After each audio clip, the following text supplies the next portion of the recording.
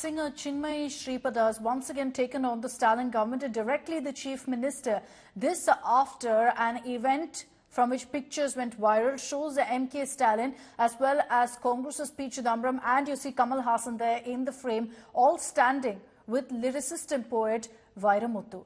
Now remember that Chinmayi is someone who's accused Vairamuthu of molesting her. So she's lashed out at the government, saying that the entire ecosystem now backs sex offenders. Chinmayi has accused Vairamuthu of molesting her years ago. She also alleged that after she spoke up, the entire Tamil film industry banned her and boycotted her.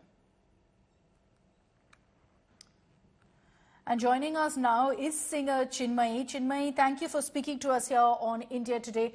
You know, we've covered this several times on India Today. Just weeks ago, in fact, we had you speaking about this. We had other women speaking out on the allegations against Vairamuthu and how they felt alienated by the industry. When you see these kind of pictures, do you in a way feel fed up? Yeah, I mean, see, when your own home and your own homeland and your motherland and your own people very openly stand with an open molester, somebody, and I've been speaking the same thing. I've been asking for the same thing.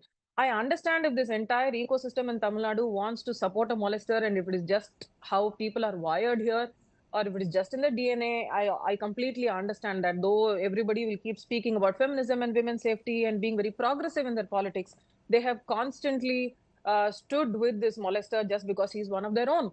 However, in all of these years, I definitely feel that something, it's very disappointing when you Sure. ask me, are you fed up? It's disappointing. However, what I don't understand is stand with the molester all you want, because somehow that sort of a culture and mindset is very pervasive in our culture. But why ban me? Why ban me for saying what exactly happened to me? I just spoke the truth. So No, why does it hurt them so much that I spoke up something that they don't like hearing? They know that it is the truth. Chinmayi, Vairamuthu, yes, is extremely influential. But what I can't wrap my head around is there's no way he can be more powerful than the chief minister. So what really explains this kind of public praise constantly? I really wish I knew. I mean, it honestly beats me. I guess I don't have the sort of political craftiness, or maybe it's a vote bank, or maybe it is a very, very deep friendship where they all go back a really long way and they don't want to give him up. Or I don't know. I really don't know the other or the other possibilities as to why they continue to do this, because there are other women also flagging this, other women who would traditionally vote for the DMK, saying this is not a good look. Why are you guys doing this? Clearly they don't care about women or women's safety. They just want to platform their own I don't know. It really beats me. It No, really does. I can totally understand, because it baffles me that every once in a while we have to report something like this of Vairamuthu being placated, being felicitated in one manner or the other. Today, what's your message? Seeing these pictures, Chinmayi, to Chief Minister M.K. Stalin, to Mr. Chidambaram, to Mr. Kamal Hassan, all of them seen in that picture. What's your message to them? Stop platforming this molester. I have enough evidence to say that this man is a molester. I'm sure you both also know. So this is like a direct message to both of them. They also know. And if they just, revoke my ban in the Tamil film industry, that is, it's one of the most horrific things to do. And while they just remain silent while this is happening, and even Mr. Kamal Hassan, I mean, he says so much about women's safety and, boundaries and consent. But then look at him right there. Actually, one of the women who openly named with Mr. Vairamuthu is working in his own party. And this man called the Vairamuthu for an event which was, I think, Rajkamal filmed some anniversary, big anniversary celebrations. And that woman was put in the position, not that she complained about it. I'm just noting it as a third person or as an outsider.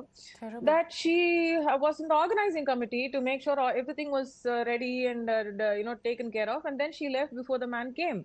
So this is the kind of sensitivity that men in the who want to be chief ministers in the future also have.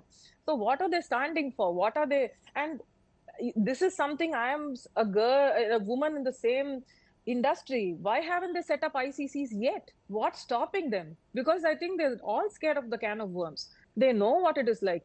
Haven't all of these well-read, really powerful women do they lack the will to actually set up ICCs in the industry that made them so Correct. famous, and to make that place so safe for upcoming singers or any artist who wants to make their mark, because they are the most vulnerable. Why don't they do it?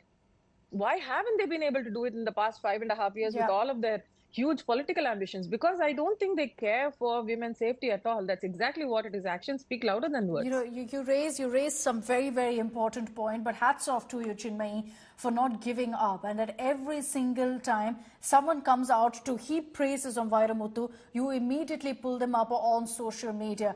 You will, of course, continue your fight. That's very clear. And we promise here on India Today also to take this forward, to ensure that there is accountability of a man who's accused of molestation. He faces the action that he deserves. Thanks very much, Chinmayi, for joining us here on India Today.